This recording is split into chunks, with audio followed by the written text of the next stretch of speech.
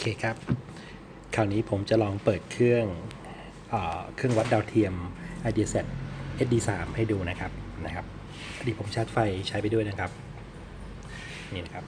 เดี๋ยวปุ่มเปิดปิดนะครับอยู่ตรงนี้นะครับผมจะเปิดไปที่ดาวเทียมนะครับปึ๊บอันนี้จำลองนะครับปึ๊บสมมติว่า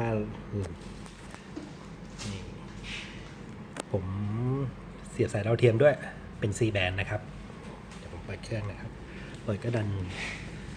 ปุ่มนี้นะครับขึ้นไปปึ้งเปิดเครื่องเลยครับเห็นไหมครับปุ่มปึ๊บ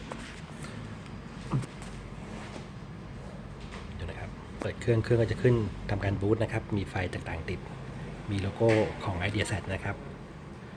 นอกจากนี้จะเดินสายกำชับข้าราชการกระทรวงเกษตรทุกหน่วยงานที่ทำงานอยู่ใน 76 จังหวัดให้ปฏิบัติงานตามนโยบายปรับโครงสร้างภาคเกษตรเชิงรุกระหว่างวันที่ 24 มกราคมถึง 20 กุมภาพันธ์นี้แสดงสาระนะโดยครับจะเชิญหอการค้าจังหวัดมีปุ่มอะไรบ้างที่เราต้องกดนะครับก็คือ1ซ้ายสุดก็คือปุ่มเสียงนี่ครับผมปิดเสียงนะครับเสียงมันดังนะครับแล้วก็เปิดเสียงภาคส่วนมาสู่นโยบายการตลาดปุ่มอินโฟนำการผลิตหรือว่าเป็นลดเสียงก็ได้เบาเสียงก็ได้ครับนะฮะกดลดเสียงเบาเสียงถึงแม้ว่าจะยังไม่มีข้อสรุปสำหรับแนวคิดเรื่องการปรับแก้เพิ่มเสียงนะครับเรื่องกำหนดวงเงินห้ามรับทรัพย์หรือว่าประโยชน์อื่นใดเกิน 3,000 บาทคล้องกับสถานการณ์เปลี่ยนช่องต้องทั่วไปครับขึ้นลงนะครับอย่างนี้นะครับเลื่อนขึ้นเลื่อนลงนะครับเปลี่ยนช่องนะครับแล้วก็มีอะไรอีกนะครับอันนี้ที่ใช้หลักๆก็คือเปลี่ยนช่องเพิ่มเสียงนะครับไปดูที่อีกปุ่มหนึ่งที่เราใช้งานสำหรับช่างนะครับผมเบาเสียงแล้วก็เสียงมันดังนะครับไปที่ปุ่ม Info นะครับปึ๊บ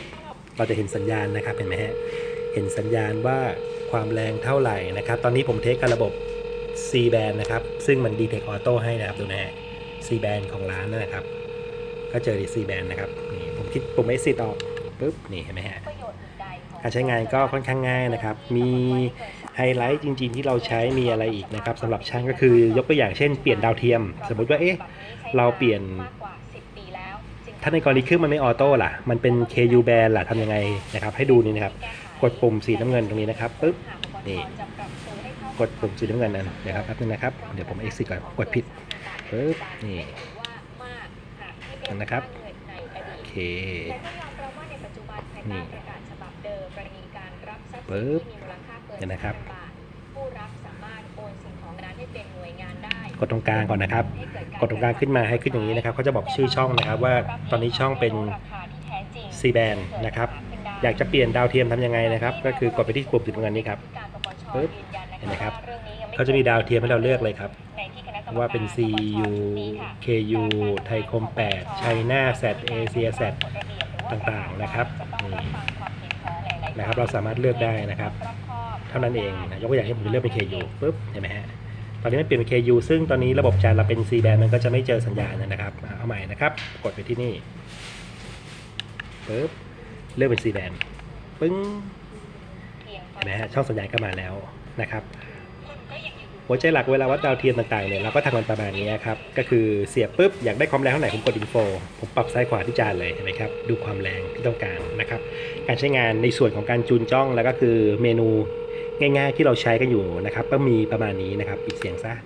ปุ๊บนะครับกด Info ออกนะครับโอเคครับขอบคุณครับ